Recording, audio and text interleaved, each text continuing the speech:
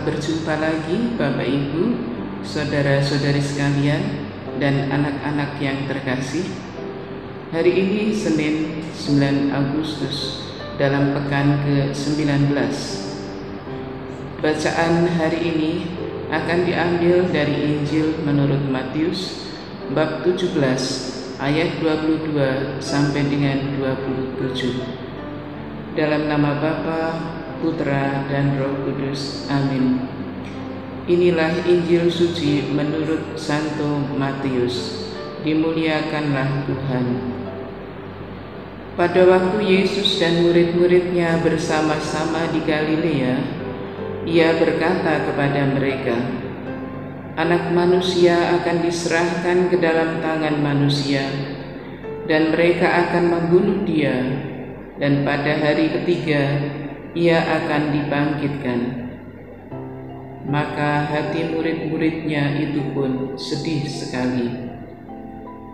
Ketika Yesus dan murid-muridnya tiba di Kapernaum, datanglah pemungut bea bait Allah kepada Petrus dan berkata, "Apakah gurumu tidak membayar bea 2 dirham itu?"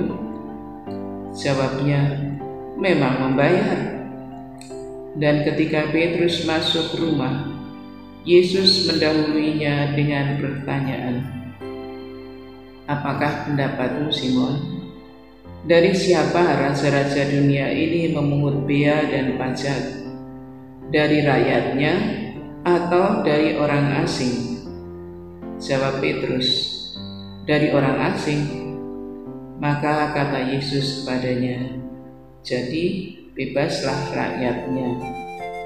Tetapi supaya jangan kita menjadi batu sandungan bagi mereka, pergilah memancing ke danau, dan ikan pertama yang kau pancing, tangkaplah dan bukalah mulutnya, maka engkau akan menemukan mata uang 4 dirham di dalamnya.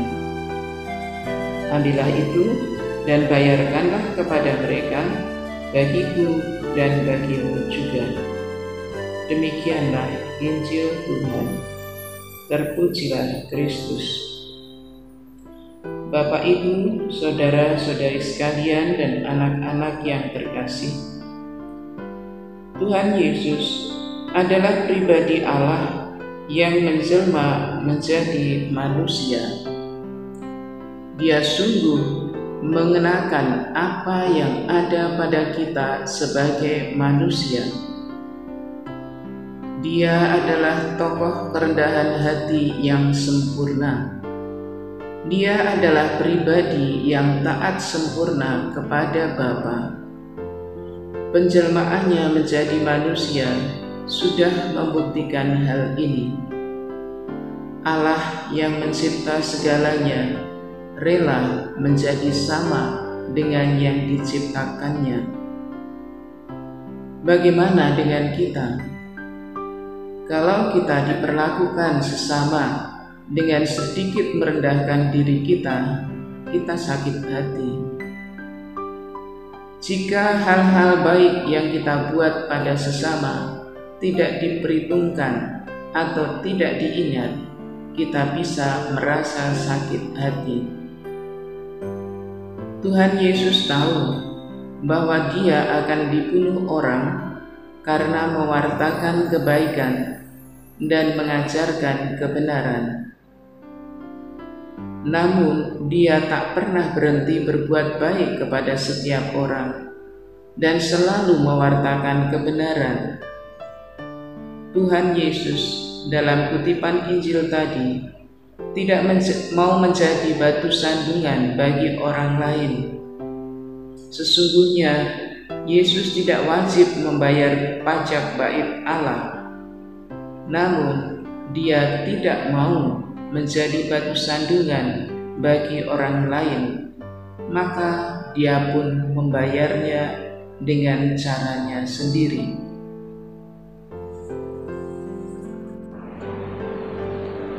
Bapak, Ibu, saudara-saudari sekalian, dan anak-anak yang terkasih, marilah kita belajar untuk mempunyai hati dan pikiran seperti Tuhan Yesus. merendahkan diri di hadapan sesama, terbuka terhadap masukan yang baik, mentaati firman Allah, menempatkan Allah di atas segalanya, dan dengan demikian kita bisa menyenangkan hati Allah. Marilah berdoa. Allah Bapa yang Maha Penyayang, kami bersyukur kepadamu karena Engkau memberikan Tuhan Yesus yang hidup selalu dalam kebenaran, selalu rendah hati dan mentaati Engkau. Dialah teladan kami untuk hidup benar sesuai firman-Mu. Tariklah hatiku kepadamu, supaya kami pun mampu hidup benar demi Kristus, Tuhan yang menyayangi kami. Amin. Dalam nama Bapa, Putra, dan Roh Kudus. Amin. Terima kasih. Sampai jumpa. Salam belas kasih hati Yesus.